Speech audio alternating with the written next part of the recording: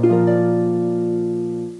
Students, स्वागत है आप सभी का भगवान Mahavir English academy online classes में, जिसमें मैं पंकज कुमार स्वामी आप सभी बच्चों को इंग्लिश सब्जेक्ट पढ़ा रहा हूँ क्लास 3 to 10 तक। देखो बेटा, आज जो हमारा टॉपिक है वो न्यू टॉपिक है वर्ब, क्रिया। जो वर्ब है वो किसी भी सेंटेंस का एक बहुत इंपॉर्टेंट पार्ट होता है, यानी कि विदाउट वर्ब आप कोई भी सेंटेंस नहीं बना सकते हैं। तो आपको वर्ब की जानकारी होना बहुत ज्यादा जरूरी है। ये एसेंशियल है कि आपको वर्ब जो है वो क्या हो, पता हो। तो वर्ब के बारे में अपन काफी सारी बातें करेंगे, तो बढ़ते हैं वीडियो की तरफ। सबसे पहले बात करेंगे इसकी डेफिनेशन की। क्या है इसकी डेफिनेशन, देखते हैं। वर्ब क्या है ये आपको बताएगा। द एक्शन और सेइंग वर्ड्स। बड़ा एक्शन का मतलब होता है कार्य, और सेइंग वर्ड्स का मतलब होता है कहा गया। तो द एक्शन और saying words are the verbs in a sentence. कहने का मतलब है जो वाक्य में आपके काम हो रहा है, कार्य हो रहा है, या फिर आप जो कुछ भी कह रहे हैं वो क्या होता है, आपका वर्ब यानी कि क्रिया। क्या कहलाती है? वर्ब यानी क्रिया कहलाती है। हुआ क्लियर? तो क्रिया के दो काम हो गए। पहला तो वो आपको क्या बताएगा, एक्शन शो करेगा, काम होना बताएगा, है ना।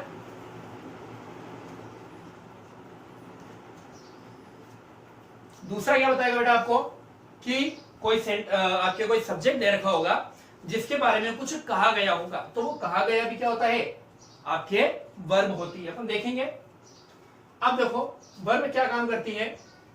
A verb is a word. Verb यानी हो गया आपके क्रिया, और वर्ड का मतलब होता है शब्द।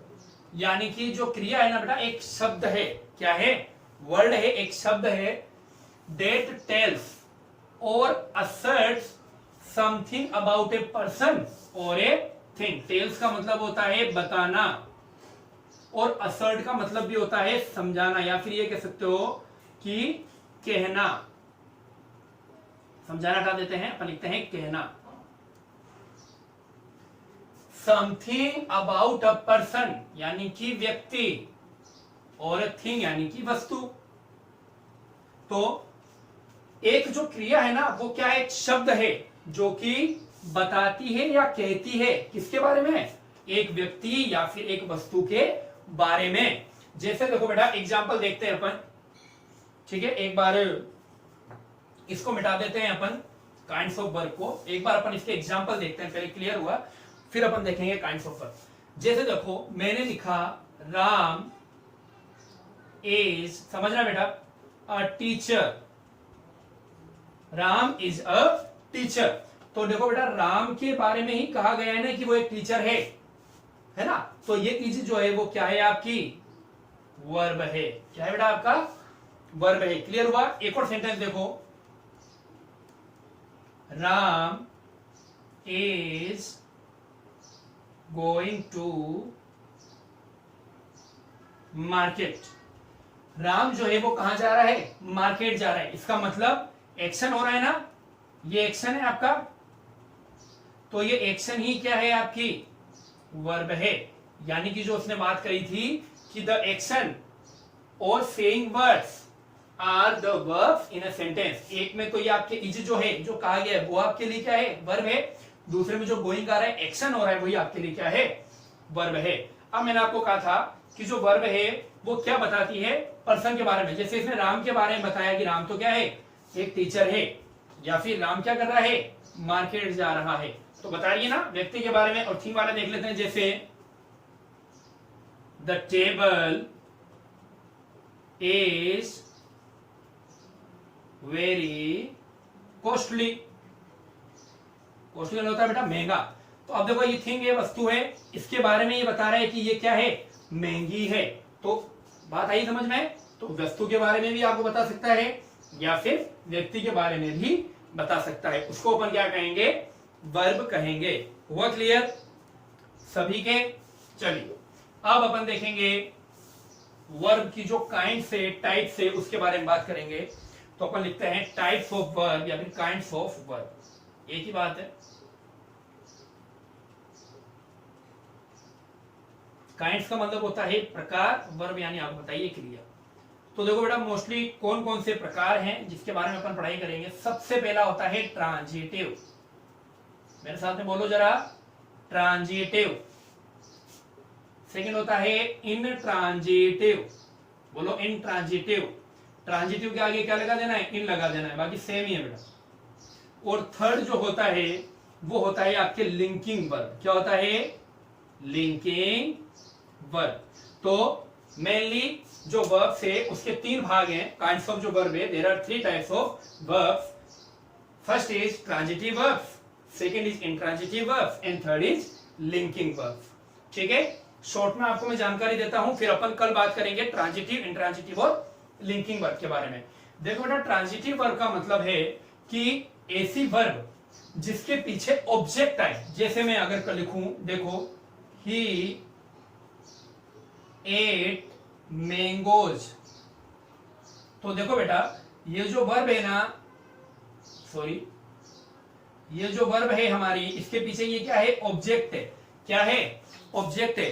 यानी कि अगर मैं केवल ये कहता हूं ही एट, उसने खाया, तो आप या कोई भी व्यक्ति सामने से क्या पूछेगा, सर क्या खाया।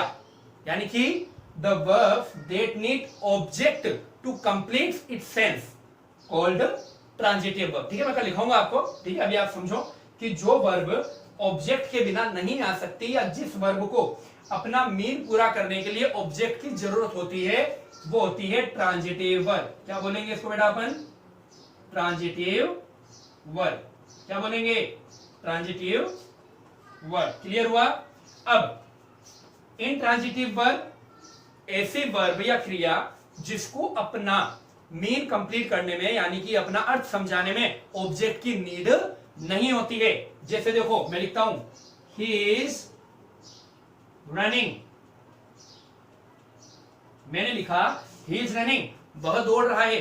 तो बेटा रनिंग के आगे आपको ये पूछने की जरूरत नहीं, क्या बात आई समझ में। यानी कि इसके अंदर आपको ऑब्जेक्ट की नीड नहीं थी, जबकि यहां पर आपको ऑब्जेक्ट की नीड थी। तो यहां पर आपको ऑब्जेक्ट की नीड नहीं है ना, तो ये होती है इंट्रांजिटिव वर्ब। यानी कि इनके बाद में ऑब्जेक्ट नहीं आते हैं, जबकि इनके बाद में हमेशा ऑब्जेक्ट आएगा। देखो बेटा यहाँ पे ऑब्जेक्ट नहीं है ना, हमारे सिर्फ वर्ब है, ऑब्जेक्ट नहीं है ना।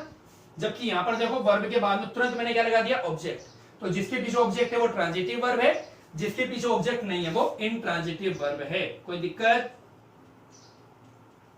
Intransitive verb. ठीक है, चलो अब देखते हैं नेक्स्ट अपने लिंकिंग वर्ब। लिंकिंग वर्ब क्या होती है, जो कि सब्जेक्ट को और ऑब्जेक्ट को क्या करती है, लिंक करती है। क्या करती है, सब्जेक्ट को और ऑब्जेक्ट को लिंक करती है। जैसे मैं लिखूं ही इज माई फ्रेंड, क्या लिखा मैंने, ही इज माई फ्रेंड। तो बेटा ये जो इज है ना, इसको अपन बोलेंगे लिंकिंग वर्ब। यानी कि जो लिंकिंग वर्ब होती है ना, वो आपकी हेल्पिंग वर्ब्स होती है। अगर मैं कहूं जो लिंकिंग वर्ब है वो कौन सी होती है, हमारी जो हेल्पिंग वर्ब्स है, अगर वो अकेली आती है। देखो यहां पर इसके बाद में मैंने मेन वर्ब लिखी है, लिखी है नहीं लिखी। अब यहां पर मैंने इसके बाद में कोई वर्ब नहीं लिखी है। तो जब हेल्पिंग वर्ब के बाद में, या फिर आप ये कह सकते हैं इज आर एन, जो भी आपके हैं ऑक्सिलरी वर्ब्स कहते हैं इसको, इनके बाद में अगर कोई दूसरी मेन वर्ब नहीं आती है, तो ये किसकी तरह काम करती है, लिंकिंग वर्ब की तरह काम करती है। ठीक है, समझ में आया आज की वीडियो में। एक तो अपन ने वर्ब को देखा कि वर्ब क्या होता है, फिर मैंने आपको एग्जांपल के थ्रू समझाया कि वर्ब क्या चीज है ना। फिर हमने काइंड्स ऑफ वर्ब के अंदर पहला ट्रांजिटिव की बात करी, जिसको ऑब्जेक्ट की जरूरत है वर्ब को, वो ट्रांजिटिव है। फिर इंट्रांजिटिव, जिस वर्ब में ऑब्जेक्ट की जरूरत नहीं होती है, वो इंट्रांजिटिव वर्ब है।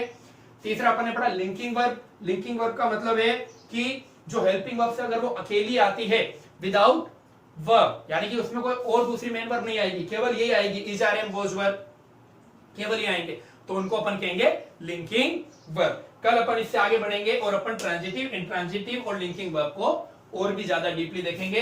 तो आज का जो वीडियो है वो आपको अच्छे से कर लेना है।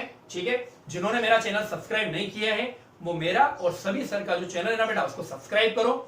और इस जो अपना वीडियो है इसको ज्यादा से ज्यादा शेयर करो उन बच्चों के साथ में जो कि आपके क्लासमेट हैं, ताकि वो भी आपकी तरह अपनी जो स्टडी है उसको रेगुलर रख सके। Thank you very much. कल मिलते हैं नेक्स्ट वीडियो में। Take care and bye bye.